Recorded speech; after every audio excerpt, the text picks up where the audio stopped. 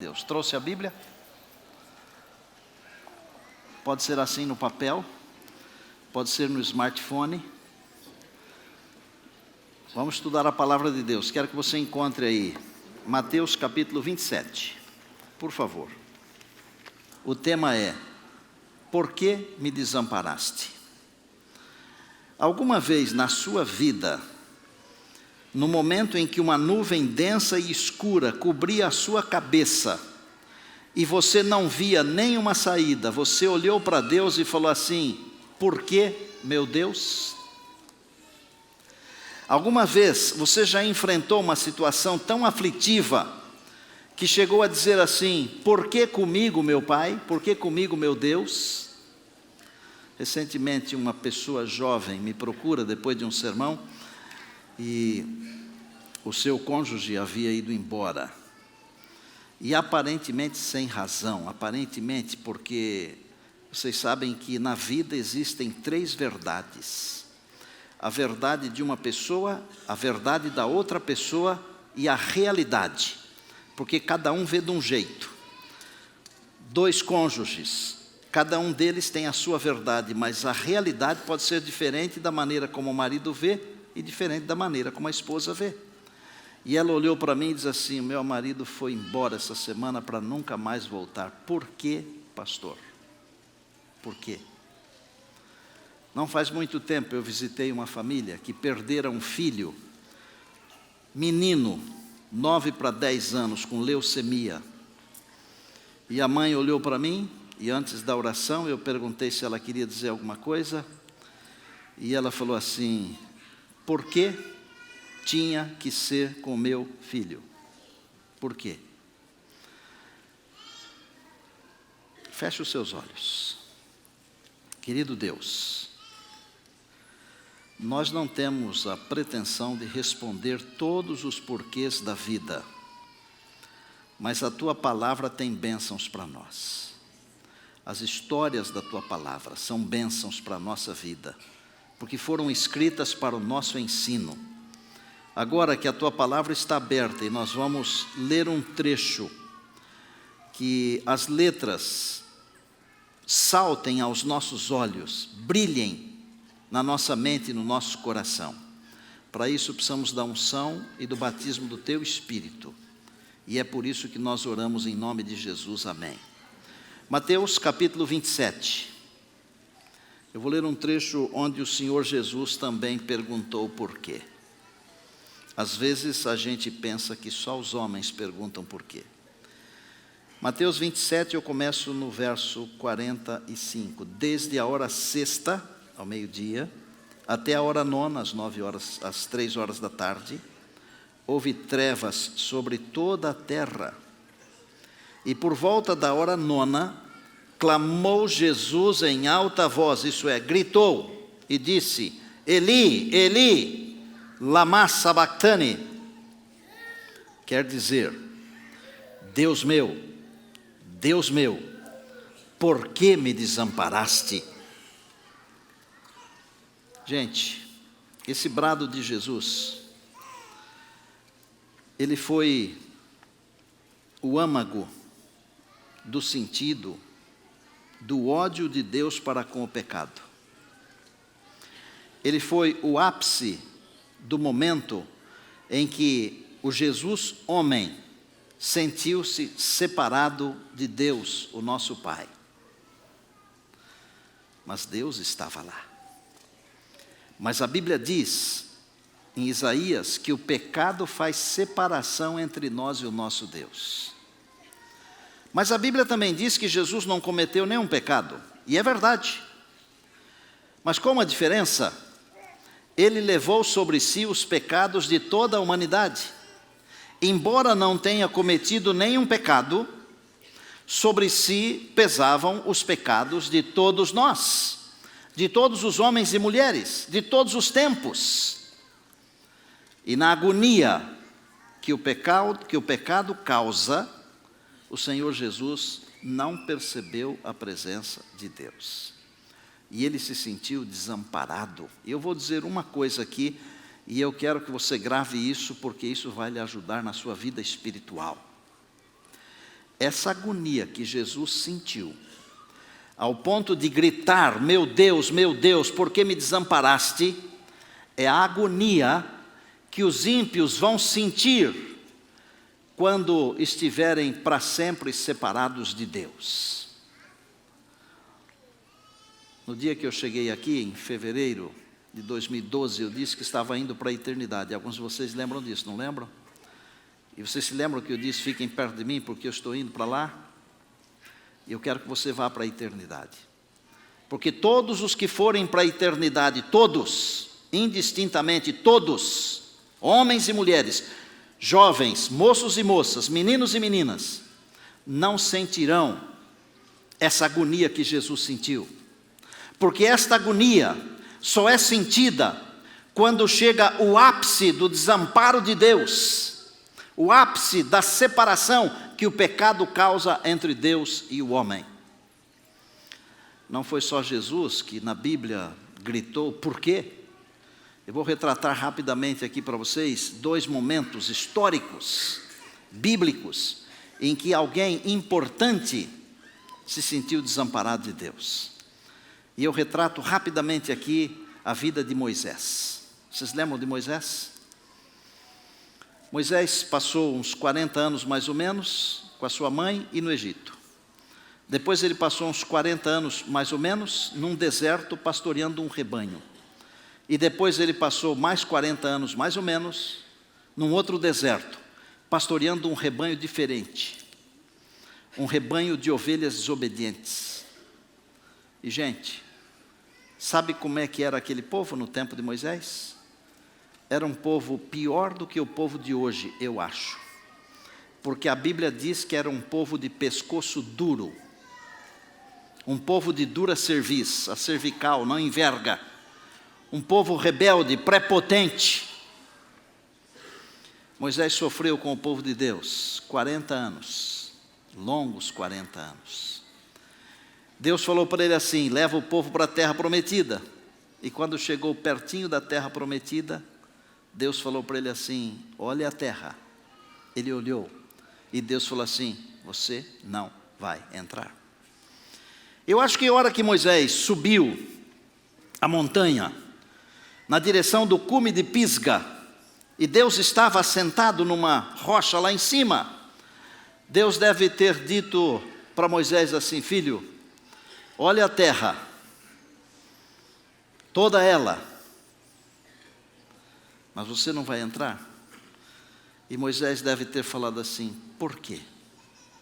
Por que não posso entrar? Porque você pecou, mas eu não pedi perdão? Pediu. O Senhor não perdoou? Perdoou. Por quê? Sabem por que Moisés não entrou na terra prometida? E eu vou dar uma visão para você aqui que você não vai encontrar em lugar nenhum. Mas eu estou aqui para dar uma visão que você não encontra em lugar nenhum. Porque se você encontrasse em algum lugar, você não precisaria vir aqui. E a visão que eu vou lhe dar é a seguinte: Deus não permitiu que Moisés entrasse na terra, porque Deus tinha um negócio muito melhor para dar para ele do que a terra. Às vezes Deus não dá o que eu peço, porque Deus tem uma coisa muito melhor para dar para mim. Compreende? Às vezes eu busco tanto uma coisa, mas Deus sabe que aquilo que eu estou buscando durante toda a minha vida não me ajudaria na minha salvação, e Deus me dá outra coisa. Porque Deus está preocupado não apenas com a minha vida de 120 anos aqui, Deus está preocupado com a minha vida eterna.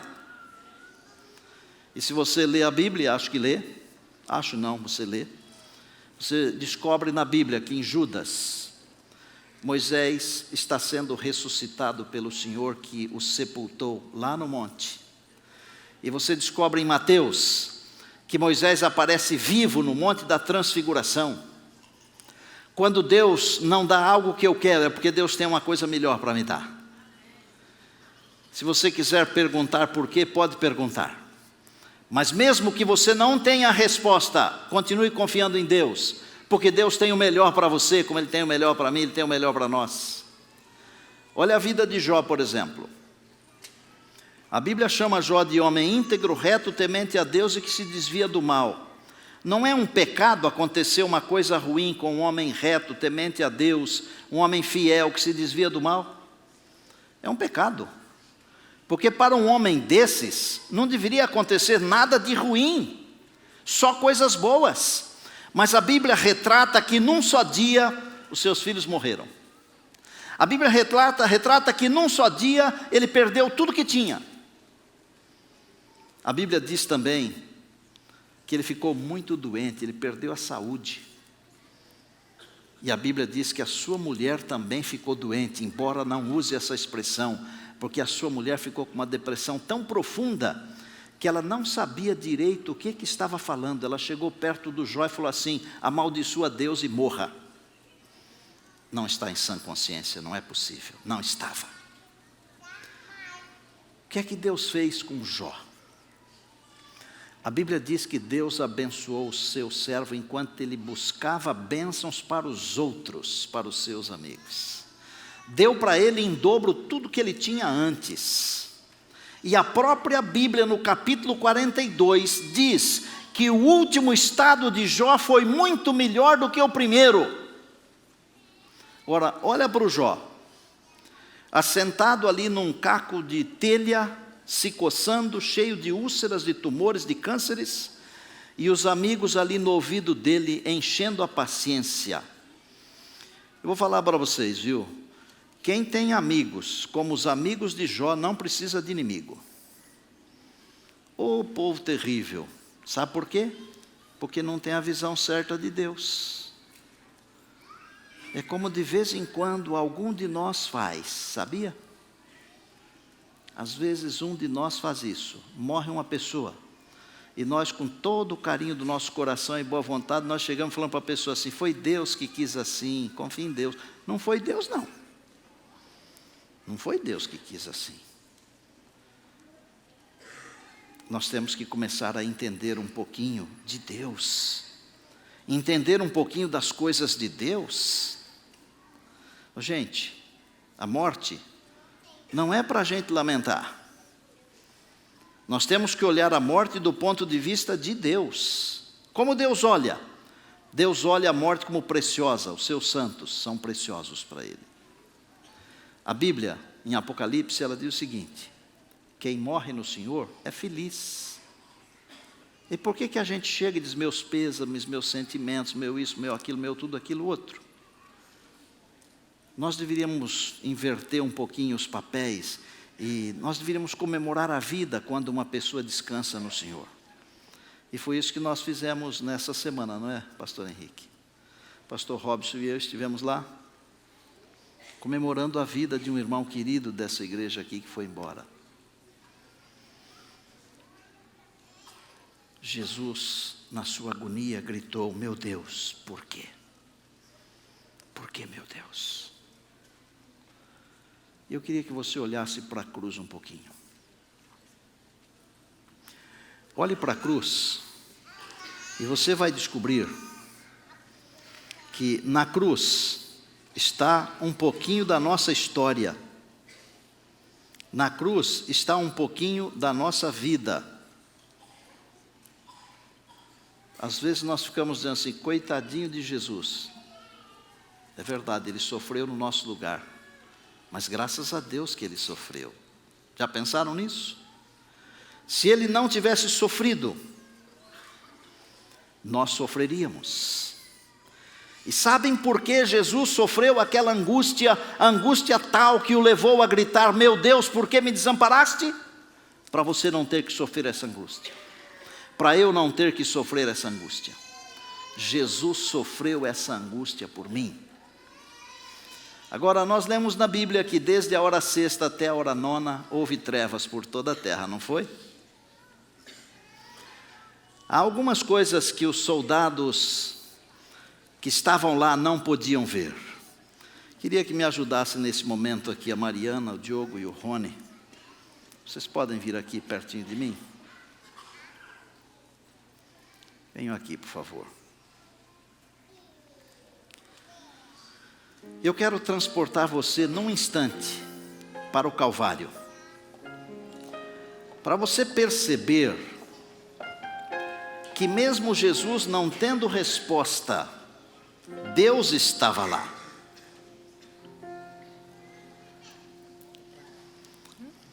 A turba enfurecida, o sofrimento, a natureza chorando, o sol se escondendo para não ver o seu autor sofrer. Mas havia algo que os olhos dos soldados não podiam ver. Por trás daquela violenta provação, alguém estava lá, assistindo tudo. Por trás das surras e deboches, por trás das palavras cruéis e dos golpes, alguém estava lá, ouvindo o coração do nosso Salvador e sentindo a sua agonia.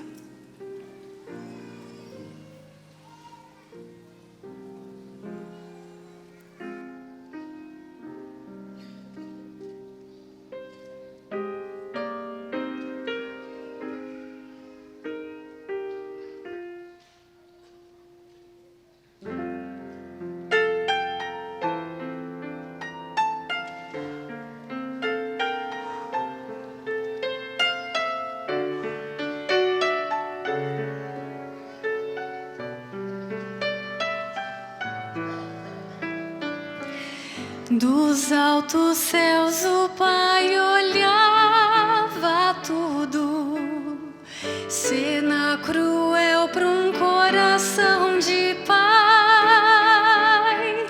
com risos e deboches o feriam, tamanha dor sentiu o Pai. Deus via suas faces de desprezo e a coroa que Jesus ganhou. E enquanto ele era a diversão dos tolos, sim, com tristeza Deus falou: Este é meu filho que torturais, este é meu filho que corais de tanta dor. Eu sinto vê-lo sofrer. Eu poderia resgatá-lo, eu poderia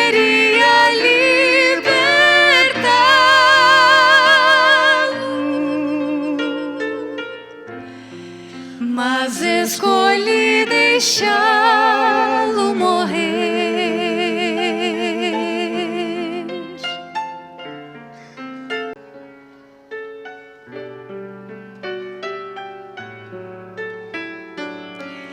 Deus viu a cruz que Cristo levaria por ruas cheias de gente a gritar.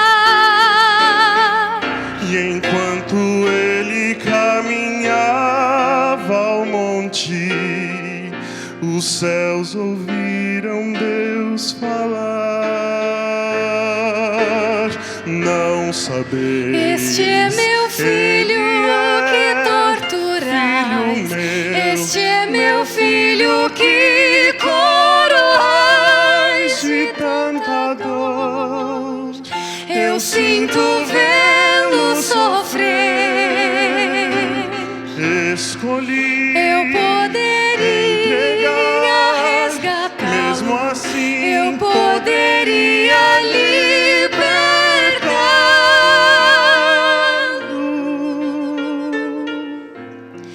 mas escolhi deixá-lo morrer.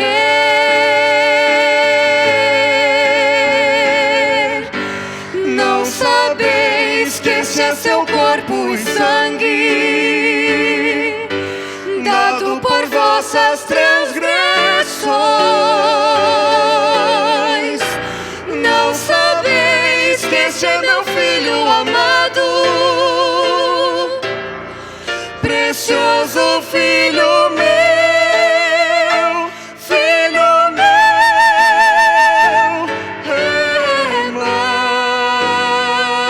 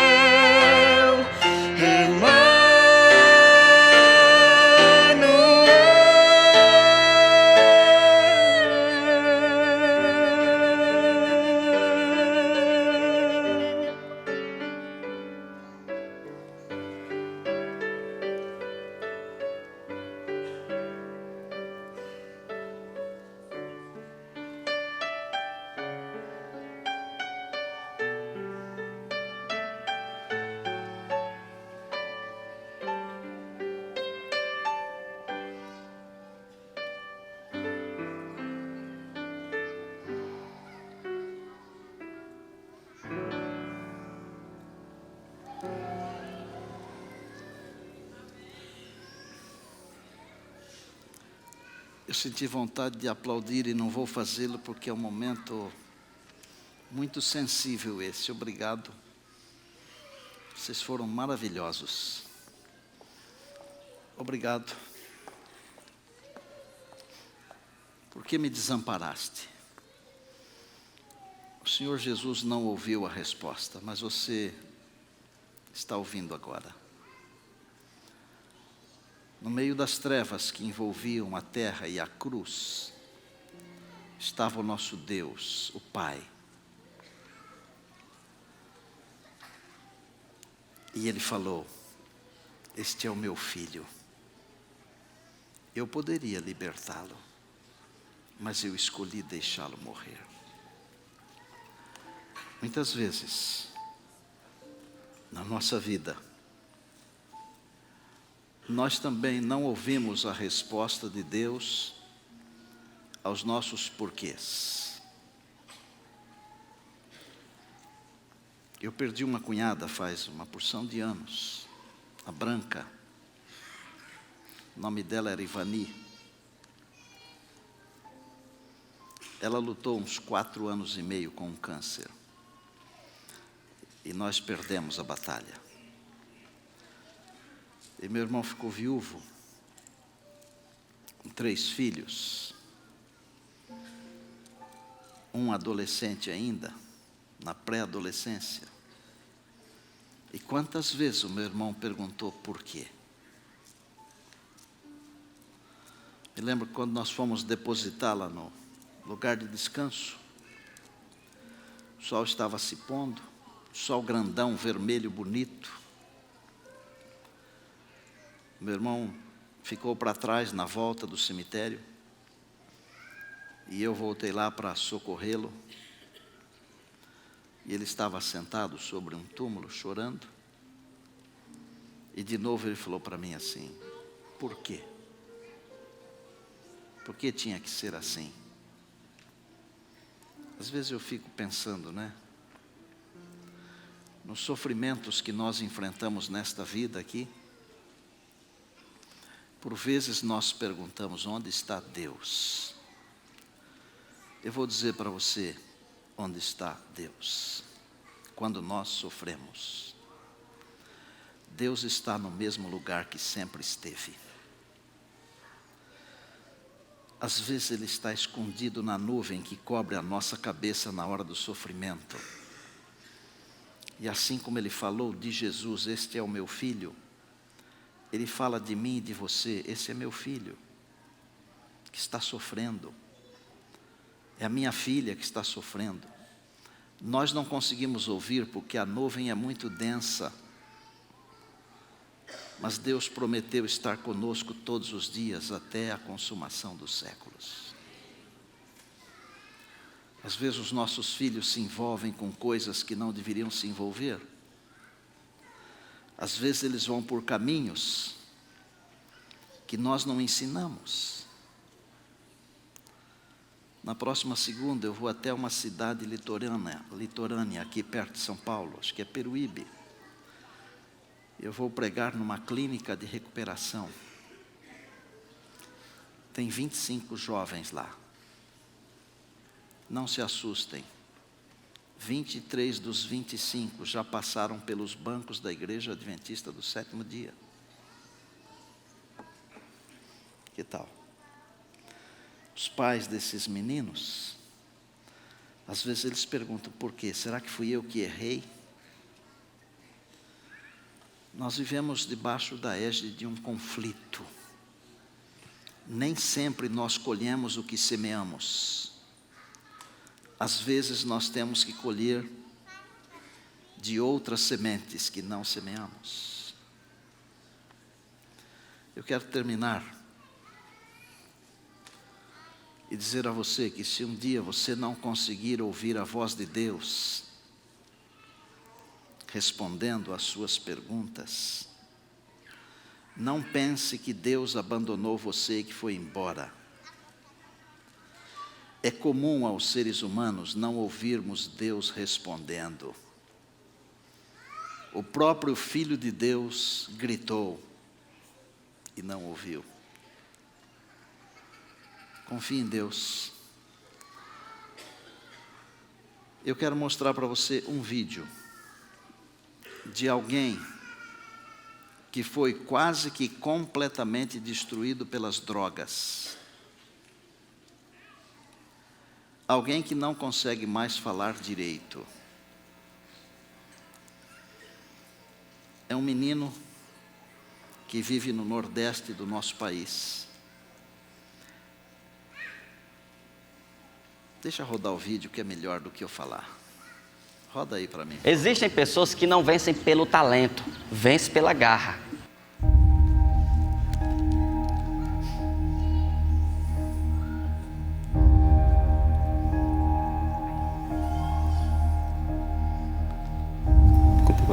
Tudo bem, né? Tudo, bom dia. Você só pegar aqui, né?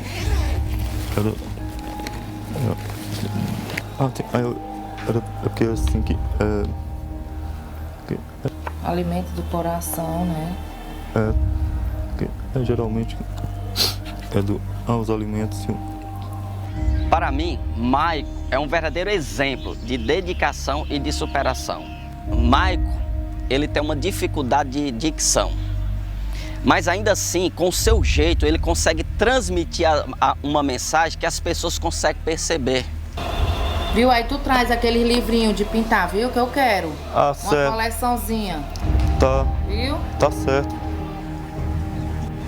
Conhecendo a vida do Maico, me surpreende a cada dia com a sua dedicação e o seu comprometimento com o evangelismo. Apesar das suas limitações, das suas dificuldades, ele não tem medido esforços para levar pessoas aos pés de Jesus. Eu conheço, sei das dificuldades que ele encontra na locomoção, ao pegar aquele carrinho pesado, com muitos livros, a dificuldade que ele encontra ao subir, algumas pessoas o ajudam, né, a subir com o carrinho no ônibus. E o interessante é que as pessoas o procuram quando vê Maico. Oi, Maico. Tudo bom? Tá atrás de ti. Quanto é que tá essa daqui?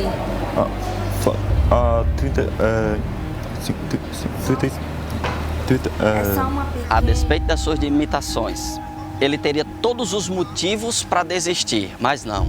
Maico, de fato, é uma inspiração. Me surpreendo com a dedicação e o comprometimento do Maico. Ele reúne todas as qualidades para um evangelista de sucesso: perseverança, dedicação e amor ao próximo. E não aceita não como resposta. Ainda que não consiga vender um livro grande, ele sempre está entregando um folheto, um livro missionário. Ele não deixa passar as oportunidades. Tem. Lu, mas a Bíblia que tem aqui é linda, linda, linda, linda. Maico, apesar das suas limitações, chegou ao topo na escala da comportagem. Peraí, quanto é a pequena, Maico? Fala, que eu vou ver. Quando eu for lá. O segredo do sucesso não está tanto em esplêndidos talentos, mas na dedicação, na oração e comprometimento.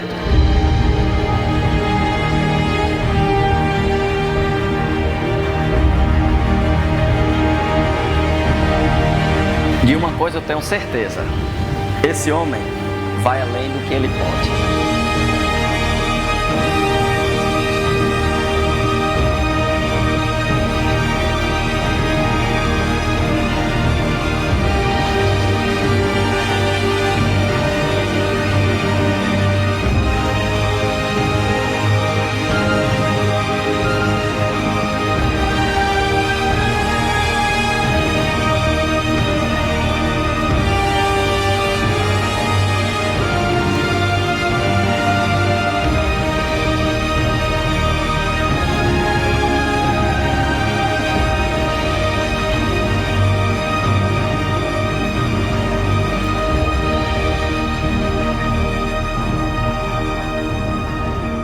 A vida pode tentar destruir você.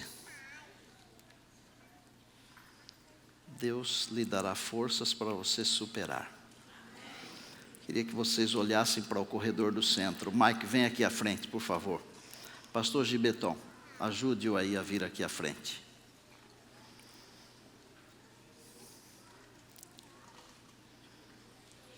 Esse é o homem que passou anos e anos nas drogas, mas hoje é um servo de Deus. Superou seus limites e está vencendo dia a dia. Pastor Laércio, ajuda aí por bondade. Está vencendo dia a dia.